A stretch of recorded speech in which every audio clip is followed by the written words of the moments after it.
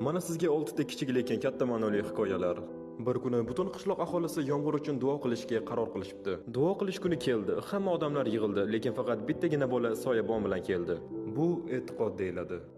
Bolalarni yuqoriga o'tganingizda ular kulishadi, chunki bilishadiki, baribir ularni qaytib ushlab olasiz. Bu ishonch deyiladi.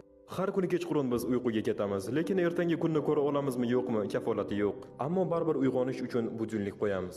Bu esa umid deyiladi. Biz ertangi kun uchun juda ham katta rejalar qilamiz, lekin kelajakda nima bo'lishi haqida hech narsani bilmaymiz. Bu o'ziga ishonch deyiladi.